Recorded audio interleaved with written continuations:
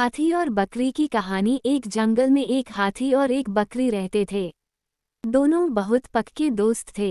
दोनों साथ में मिलकर हर दिन खाने की तलाश करते और साथ में ही खाते थे। एक दिन दोनों खाने की तलाश में अपने जंगल से बहुत दूर निकल गए। वहां उन्हें एक तालाब दिखाई दिया। उसी तालाब के किनारे एक बेर का पेड़ था। बेर का पेड़ देखकर हाथी और बकरी बहुत खुश हुए। वो दोनों बेर के पेड़ के पास गए। फिर हाथी ने अपनी सूंड से बेर के पेड़ को जोर से हिलाया और जमीन पर ढेर सारे पके हुए बेर गिरने लगे।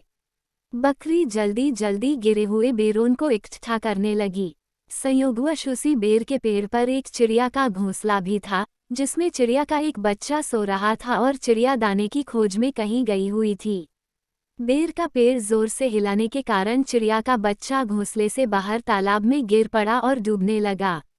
चिड़िया के बच्चे को डूबता हुआ देखकर उसे बचाने के लिए बकरी तालाब में कूद गई, लेकिन बकरी को तैरना नहीं आता था। इस वजह से वह भी तालाब में डूबने लगी। बकरी को डूबता हुआ देखकर हाथी भी तालाब में कूद गया और उसने चिड़िया के बच्चे और बकरी दोनों को डूबने से बचा लिया। इतने में चिड़िया भी वहां पर आ गई थी और वो अपने बच्चे को सही सलामत देखकर बहुत खुश हुई।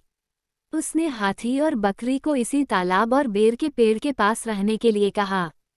तब से हाथी और बकरी भी चिड़िया के साथ उस बेर के पेड़ के नीचे रहने लगे। कुछ ही दिनों में चिड़िया का बच्चा बड़ा हो गया। चिड़िया अपने बच्चे के साथ जंगल में घूम कर आती थी और हाथी और बकरी को जंगल में किस पेड़ पर फल लगे हैं इसकी जानकारी देती थी। इस तरह हाथी, बकरी और चिड़िया मज़े में रहते और खाते पीते थे। कहानी से सीख, हमें किसी का बुरा नहीं करना चाहिए। अगर हमारी गलती से किसी को परेशानी होती है तो उस गलती को सुधारना चाहिए और मनमुटाव दूर करते हुए एक दूसरे की मदद करनी चाहिए।